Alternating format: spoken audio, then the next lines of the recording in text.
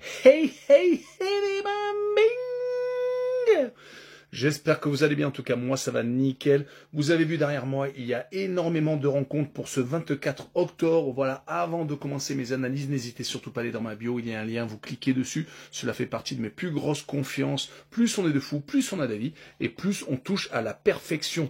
Allez, on jette un coup d'œil par la Ligue 2 avec qui on va commencer avec d'abord les Troyens qui sont en tête avec 23 unités, 2 points d'avance sur Pau qui est second, troisième, les Verts de Saint-Etienne avec 20 points, quatrième le Red Star avec le même nombre de points que les Forésiens et cinquième à Reims avec 15 unités. Cela chute assez rapidement. En fin de classement, barragiste pour l'instant, 16e Clermont avec 10 unités et 17e Laval avec 8 points pour finir 18e et dernier Bastia avec 4 points seulement et 0 victoire, la seule équipe dans ce cas-là. Allez, on attaque avec le duel des derniers, malheureusement, pour Bastia et Laval. C'est très mal parti. Bastia 18e, Laval est 17e. Il y a quand même 4 points d'écart entre les deux équipes, d'où l'absolue nécessité pour Bastia de s'imposer dans ce duel. Les Bastiais n'ont pas encore gagné, comme je vous l'ai dit, sur les 5 dernières rencontres de Ligue 2. 3 revers et 2 matchs nuls. Les matchs nuls ont été contre Grenoble et contre Dunkerque. Du côté de Laval, qui a, il y a 2 saisons, occupé la première place pendant un petit bout de temps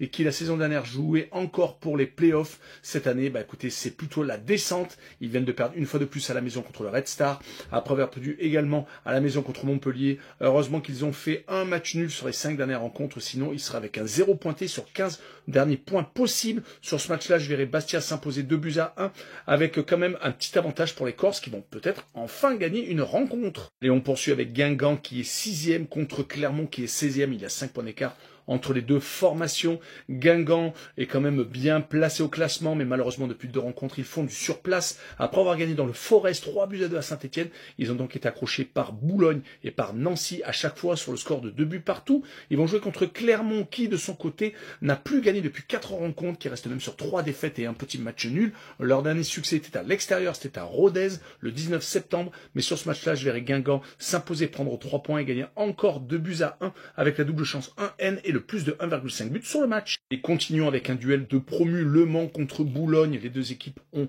des fortunes diverses. Boulogne qui était très mal parti est un petit peu mieux. Ils sont certes 15e mais ont tout de même 10 points, alors que Le Mans qui est 8e a 13 unités. Mais il y a une équipe qui a perdu 6 fois Boulogne et il y en a une autre qui a perdu que à 3 reprises mais qui a fait beaucoup trop de matchs nuls. Les Manceaux en l'occurrence, mais Le Mans sur les derniers matchs est plutôt très en verve. 2 victoires contre Saint-Etienne lors du dernier déplacement et contre Grenoble et 3 matchs nuls dont un contre le premier, 2 buts partout. Donc c'est quand même une équipe qui sait jouer quand il y a de l'enjeu. Du côté de Boulogne, un match nul contre Guingamp lors de la dernière réception et une victoire à Amiens. Donc il reste sur 2 matchs sans défaite, 2 victoires, 2 défaites et un nul. Donc c'est un bilan plutôt moyen mais plutôt intéressant quand même sur ce match-là. Je verrai un but partout avec les 2 équipes qui marquent. Et continuons avec Pau contre Dunkerque, le second contre le 13e. Il y a 11 points d'écart entre les 2 équipes.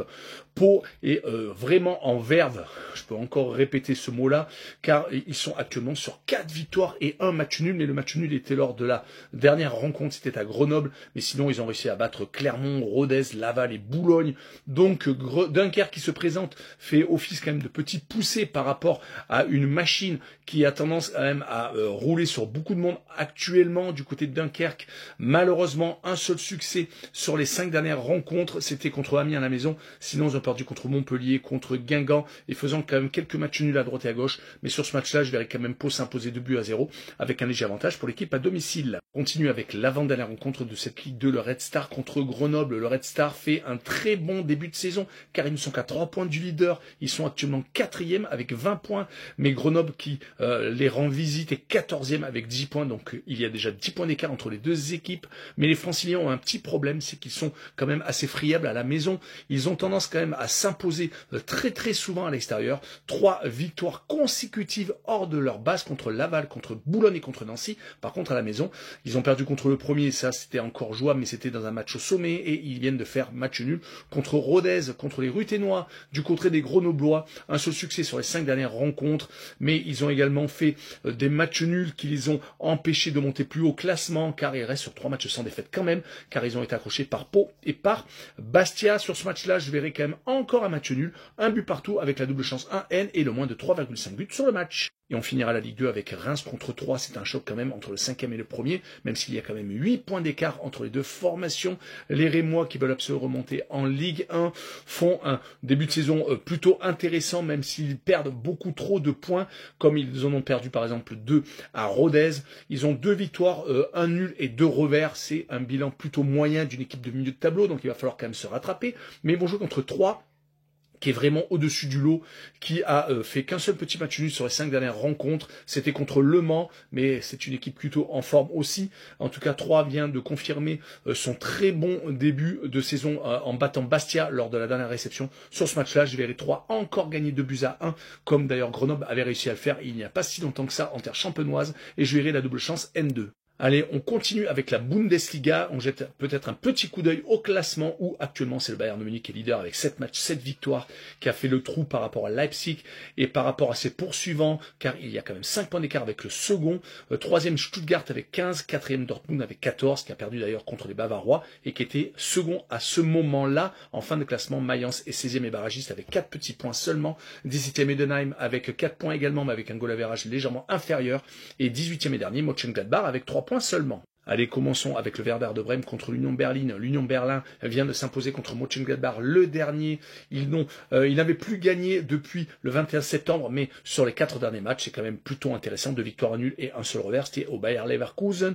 Du côté du Werder de Brême, ils viennent de se faire accrocher à Heidenheim, mais ils restent sur 2 matchs sans défaite, car ils avaient réussi à battre St. Pauli, donc ça risque d'être un match accroché. Et je verrai un 2 buts partout entre les deux formations, avec un léger avantage pour l'équipe à la maison. Allez, on poursuit avec la Liga. On jette un coup d'œil au classement où actuellement c'est le Real Madrid qui domine les débats avec 24 points, 22 points. C'est le total du second, le FC Barcelone. Et ce week-end, il y a le Classico, mais on y reviendra dans une autre vidéo. En tout cas, Villarreal est 3e avec 17 points, donc déjà 7 points de retard sur le Real Madrid et 4e l'Atlético de Madrid avec 16 points. En fin de classement, 3 équipes sont relégables. La Real Sociedad, justement, on va en parler avec 6 points seulement. Real Oviedo, un des promus 19e avec 6 points aussi. Et le dernier a également 6 points, donc cela se départage au goal average. C'est Gijón, un des clubs de la planète Manchester City. Donc on parle du match Real Sociedad contre Séville. La Real Sociedad ne s'en sort pas, même s'ils ont réussi à s'imposer une fois sur les 5 dernières rencontres, mais malheureusement donc des défaites contre Barcelone, Rayo Vallecano. Là ils viennent quand même de prendre un petit point au Celta Vigo, mais comme le Celta Vigo fait que des matchs nuls, un but partout, eh ben, la Real Sociedad y a eu droit aussi, mais du côté du FC Séville, c'est vraiment très intéressant, surtout à l'extérieur, car il reste actuellement sur 3 victoires consécutives, au Rayo Vallecano, à Alaves et à Gijón. À la maison, c'est un petit peu moins meilleur, mais là, le match est à l'extérieur, donc je verrai Séville s'imposer 2-1 avec la double chance N2. Allez, on continue avec l'Italie et le Milan AC contre Pise, mais on jette un tout petit coup d'œil sur le classement où actuellement, c'est l'AC Milan justement qui est en tête avec 16 points. Il est juste devant 3 équipes, l'Inter, Naples et l'AS Rome, qui ont 15 unités, et le 5e c'est Bologne avec 13 points, donc c'est assez serré en tête.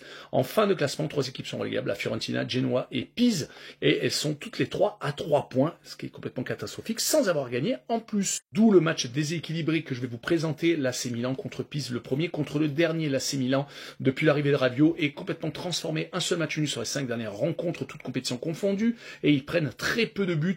La seule réalisation qu'ils ont pris, enfin les seules réalisations qu'ils ont pris, parce qu'ils en ont pris 2, c'était contre la Fiorentina et contre Naples, mais quand même, c'est quasiment que des clean sheets autour de ces 2 matchs gagnés. Du côté de Pise, 0 victoire, comme je vous l'ai dit, 3 matchs nuls et 4 revers, et c'est surtout quasiment aucun but marqué, à part contre Naples, où ils avaient mis 2 buts en déplacement. Ils restent sur 4 matchs sans avoir marqué, donc sur ce match-là, je verrai une victoire de l'AC Milan 2-0, avec les 2 équipes qui ne marquent pas. On continue avec le Paris FC contre Nantes, mais j'ai déjà fait une vidéo sur la Ligue 1, donc je mettrai que le résultat 2-1, et je vous dirai un N, donc la double chance, et le plus de 1,5 but sur le match. Si vous voulez avoir l'analyse, allez sur ma vidéo. Et on finira avec la première ligue avec Leeds contre West Ham, des équipes de bas de tableau malheureusement pour elles. 16e pour Leeds avec 8 points, juste au-dessus de la zone de flottaison. C'est pour l'instant 18e et premier relégable Nottingham avec 5 points et 19e donc West Ham avec 4. Et si on voit un peu les derniers résultats, on s'aperçoit que Leeds ne s'en sort pas vraiment et que surtout West Ham ne gagne pas du tout, ils viennent encore de perdre. Mais sur ce match-là, je verrai un but partout avec West Ham qui prendra un petit point car leur seule victoire était à l'extérieur, c'était à Nottingham Forest. Et je verrai donc un léger avantage pour l'équipe à la maison. Voilà, tchou bam bing.